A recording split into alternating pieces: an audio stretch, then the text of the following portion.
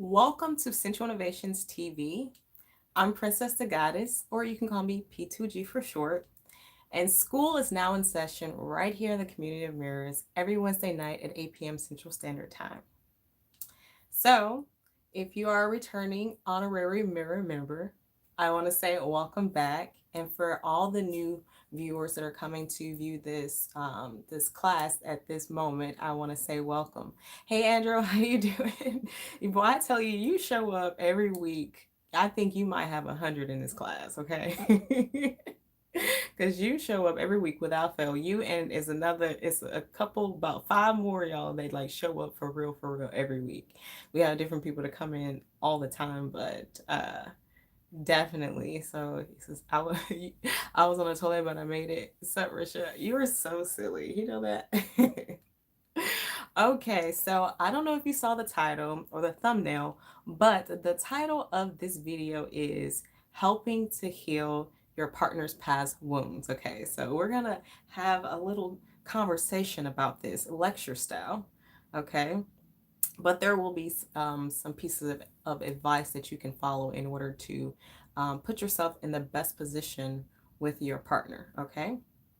All right, so this video in particular is for married couples or people that are in a long-term committed relationship, or for single people that are actually seriously looking to getting into a long-term relationship with somebody.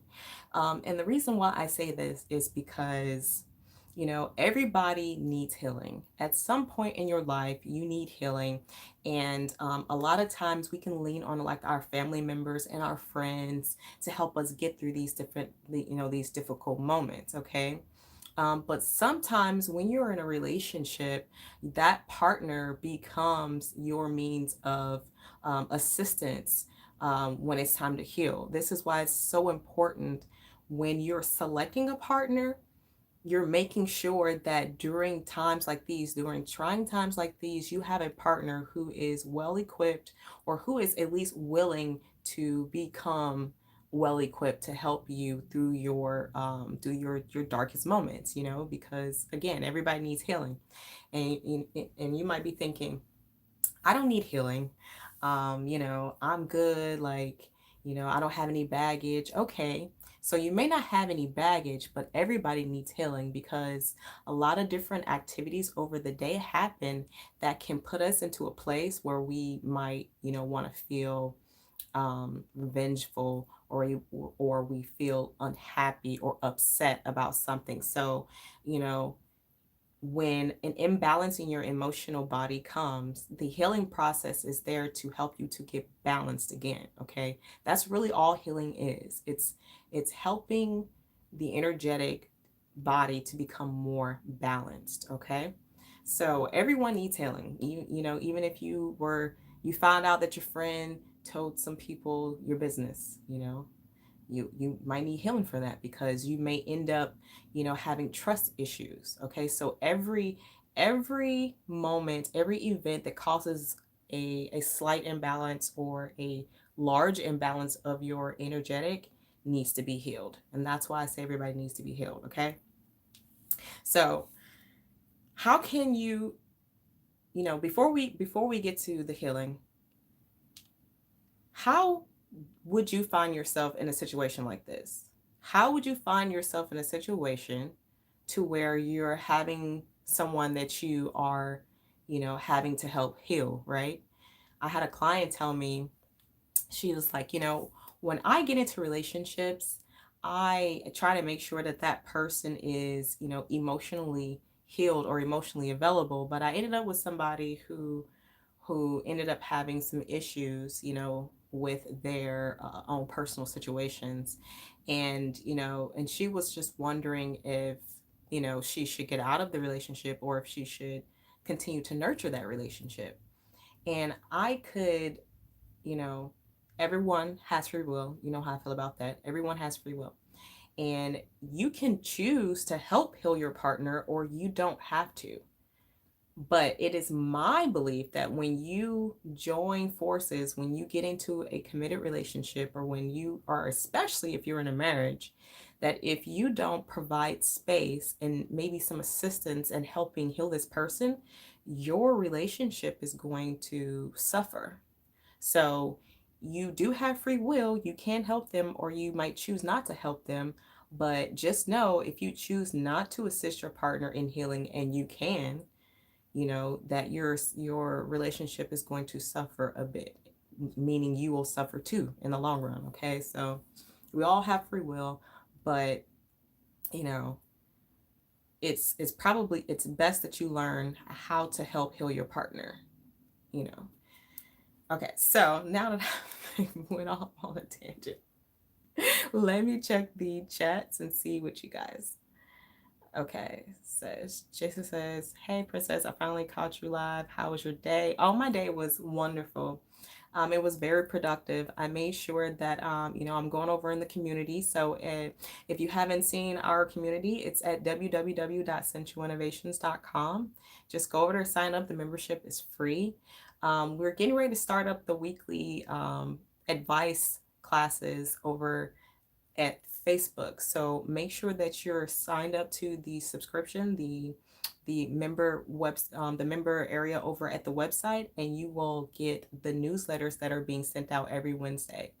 And you'll have the information for the new class that's being put up, and it's free. So thanks for asking how my day was. It was good. Was this amen? True, God bless you.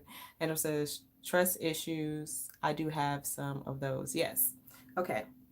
So going back to the lesson, okay. Trust issues come when you have a wound that needed to be healed that you did not heal yet.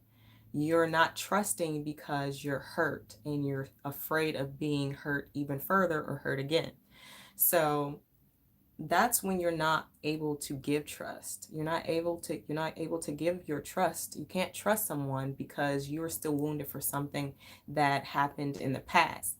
If you do indeed feel this way, what you can do to help heal yourself is to think back to the last time that you, in your instance, that you trusted someone and they broke your trust.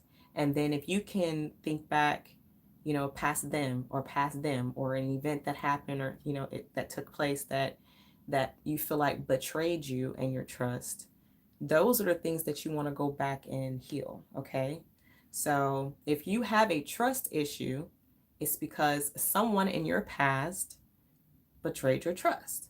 Now you have to go back in the past, figure out which events those were, and then you kind of have to justify them, as to why what happened. And this way you can heal that. Let's say the event you go back to is your girlfriend said that she was going somewhere and she wasn't, and you found out about it. Okay, now what you have to do is you have to say, okay, I don't trust people because I had a girlfriend who told me she was going somewhere and she wasn't going, and I found out. And so now I'm afraid to trust the next person because they may be lying. Now, in order to heal yourself, you have to justify that. Why did she lie? Or why, I feel betrayed and I feel upset, but why did she lie? And then you can give yourself reasons like, well, she lied because she's a liar, and that's what liars do, and understanding that if she is indeed just a liar, it's not a reflection on you, it's a reflection on her. And that is why, she betrayed your trust, because of who she is. And then you can kind of release yourself from feeling like that had something to do with you. Okay, this is how you heal that. So, take some time, go back, find out those events that happened, that took place, and heal those with justifications that will allow your psyche to let it go. That's some personal client advice there. I just wanted to let you see how we work. So if you need an appointment, make sure you find all my info in the description box. Okay. All right. I'm really glad. Thank you for making that comment, Andrew. Jason says, sound great. Okay. All right. So we were talking about how do you end up in a situation like this? How do you end up in a situation to where you are having to assist your partner in healing? There are three scenarios that I came up with. There could be more, but we're trying to keep this short too. So the first way that you could possibly end up in a situation to where you're having to help assist your partner in healing past wounds is your person didn't know that they were hurting. Okay, so your person may have felt like they dealt with those old wounds, or that they have had healed those old wounds, but something happened or a conversation came up between the two of you, and it really brought up all of some past pains and hurts. So that's one way that you can find yourself in this situation. The second way that you can find yourself having to assist a partner in healing is if your person was concealing their pain all along. There are some people that walk through life and they don't ever want to deal with their pain because it's too painful.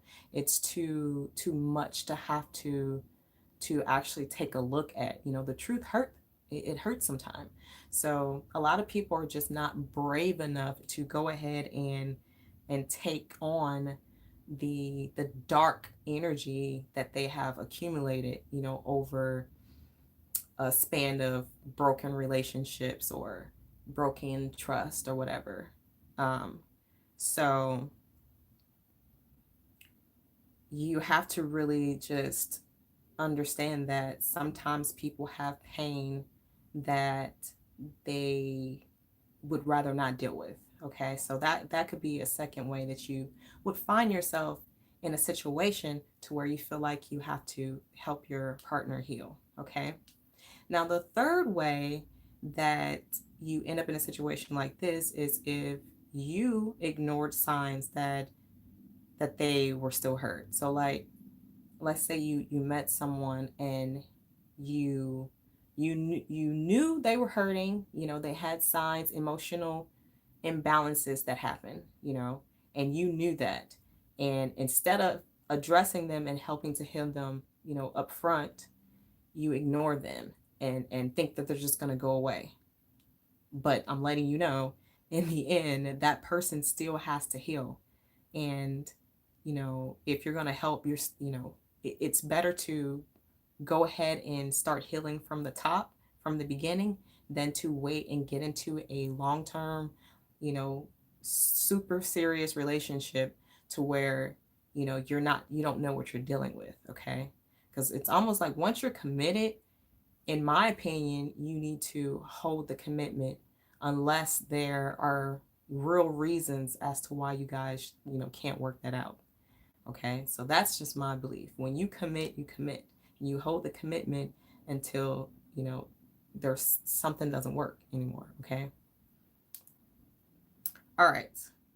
So now that you know how you would end up in a situation in which you would have to help your partner heal, let's talk about the things that you need to understand about being in a situation like this. Okay, before I go, let me check the chats. Okay, we're all good here. All right, so things that you need to understand about actually being in a position of trying to help your partner heal. The first thing that I have to say is, before a committed relationship, it's not really your responsibility. Okay, if you that's what the dating process is for, right? If you are already in a long-term or committed relationship or marriage, okay, then you're already in it. Okay, so that's why I say, before you become committed, it's not your responsibility. But once you become committed, it's almost like it's also not your responsibility. But if you don't help to heal, if you don't assist, then you're still going to suffer too, because you're going to be in a relationship with that person. Okay.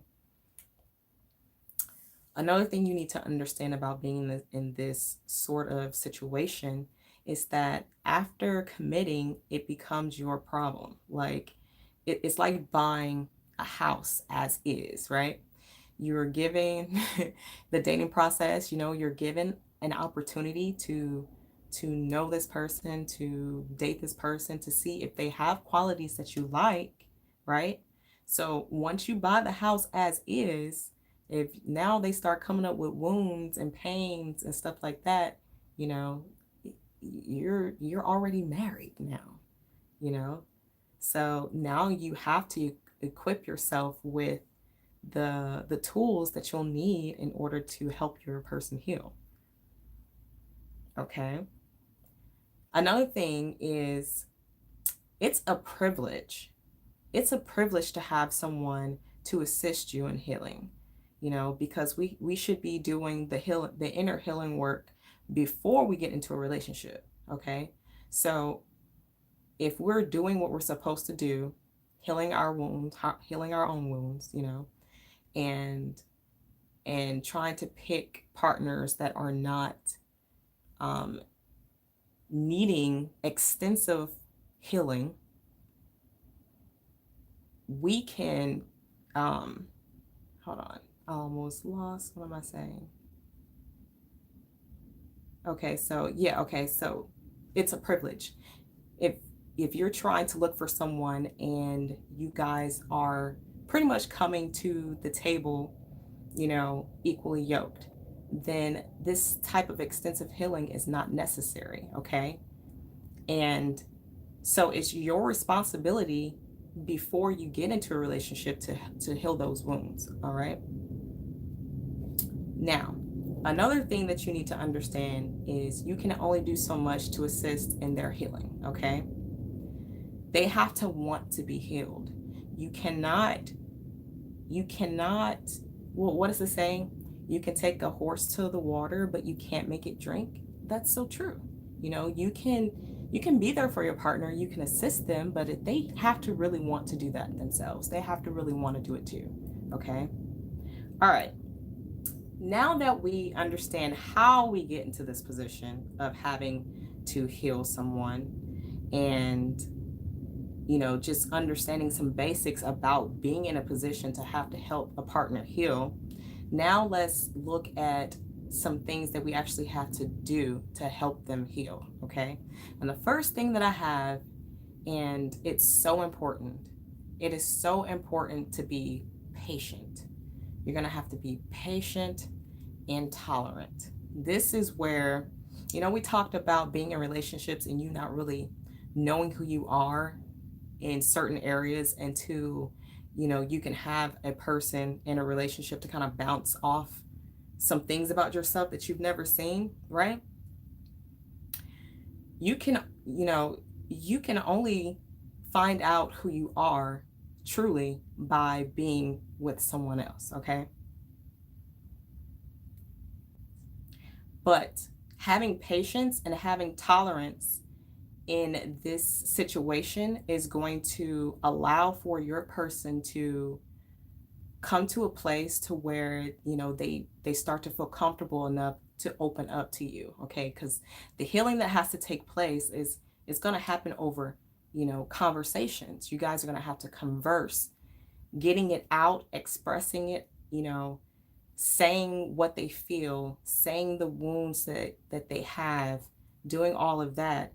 That's going to that's going to take place, and they need to be safe. They need to feel safe enough to do that. So having patience, showing tolerance, this definitely will help move the process along, okay? So number 2, how do you assist your partner in healing? What you want to do is you want to create a non-judgmental safe space. I know we just talked about the patience and how the patience allows the person to feel comfortable enough to start to share their wounds with you, but they also need to know that you're not judging them. How can someone really tell you what's wrong? How can they convey to you what is really on their heart or the pain that they really feel if they feel like once they tell you that they're going to be judged? Okay, so it's important for you to stay neutral and non-judgmental during the conversations of healing that has to take place. Okay. The next tip that I have for healing or helping to assist your partner in healing in a relationship is you have to remove your emotions from the conversation, you know, where they are, you know, where you might be like open or vulnerable. You want to kind of remove your emotions from the situation because, again, you guys are going to have conversations. Things are going to be taking place in this conversation, and maybe they might say something to you that may upset you normally or might, make you jealous normally. Okay. So you kind of have to remove yourself from your emotionally, almost become like a coach, in this, and allow them to express themselves and to say what they need to say and to process out those emotions and those thoughts and feelings that they're having. Okay, let me go to the chats. Just says a real relationship can be hard to find. That's true. That's it's hard because sometimes people are just on different pages. 6-3 says, let me play with your hair, cutie. You so silly. Jason says, Princess, if I were in a relationship with you, I will never let you go, and you will always be able to trust me. I'm the type of man that can appreciate a good woman like you. Jason, you are so sweet. I really appreciate that. I do. You guys are so awesome. Thanks for being a part of the community. Okay. All right. So the last thing that I want to share with you on actually like how to assist is, once this person, your partner, once they start opening up to you and telling you what the problem is, do not take the information that they have right now or that they're telling you and bring it up in a hurtful way in a future argument. Don't do that. You have, once you guys get together, and that means you have to grow up. You have to grow up and you have to watch your mouth. You're going to have to monitor the things that you say, which is responsible, by the way, and you're going to have to think about what you say before it comes out your mouth. And you're going to have to, you're going to have to learn to be in a real relationship and not be a kid and have temper tantrums and blurt things out your mouth that your partner shared with you in confidence, you know? So, that last one, don't bring it up, because now whatever healing that needs to take place in the future, you have ruined it. It'll never be the same. They'll never want to open up to you, the same, or trust you as much in order to tell you the full truth so that they can really heal. Okay. All right. Let me see what's going on. You guys good in the chats? Okay. Last piece of the lecture tonight, guys, on assisting your partner to heal. Things to consider about this situation. Okay. Their wounds have nothing to do with you, so do not internalize them. When you're doing this work with your partner, and when you guys are sitting and having these conversations, these heart-to-heart conversations, right? Remember, you have had to emotionally withdraw so that you can become the coach pretty much and help them process their emotions. This will keep you from internalizing anything that's happening in the conversation. Hey Jorge, how you doing? Welcome to class. Andrew says, I love the teacher swag you got going on. Very sexy, love. I love it. Well, I try. Okay. All right. So the first thing to consider, do not internalize the conversation. This is not about you. This is not for you. Okay. The second thing is there may be moments of retraction or coldness on their part. Okay. So I have had the opportunity of working with clients who have had trauma. Okay. And one thing you will notice about a person who has gone through trauma is that sometimes they emotionally withdraw, they become emotionally unavailable.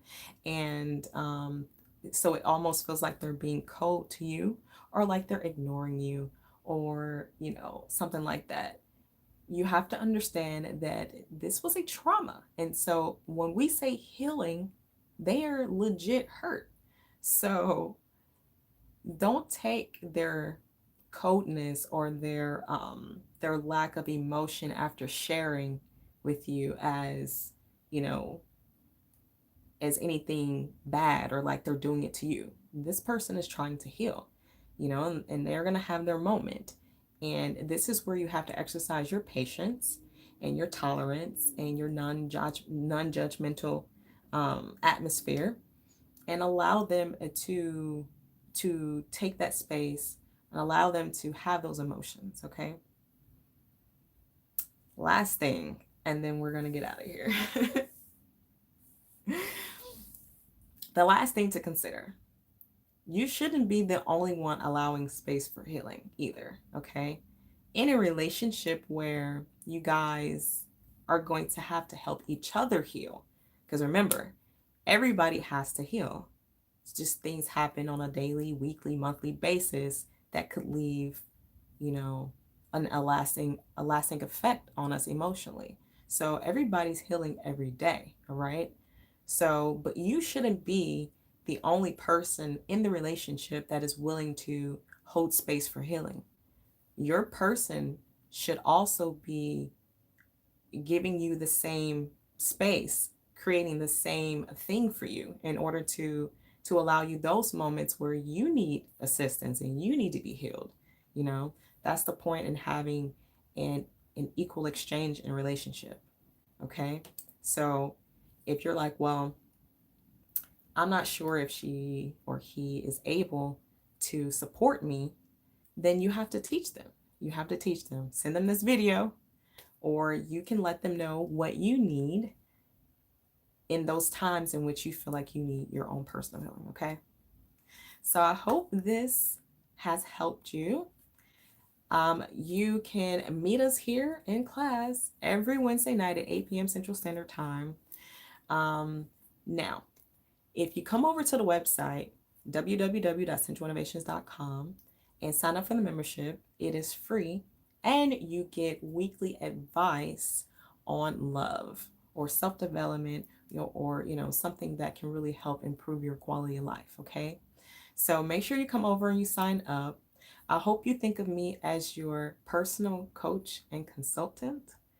I love it that you guys show up every week, and I cannot wait. If you have any questions you want to ask, or if you have any topics that you would like for me to cover, please send me an email at risha@sensualinnovations.com. That's RISHA at sensualinnovations.com. I'll see you guys next week. Okay. Before I get out of here, let me check the chat. Andrew says, if this is class, could you dress like a teacher all the time? You're so silly. Have a good night, princess. See you next week. Okay. All right. I love you guys. Good night. Bye.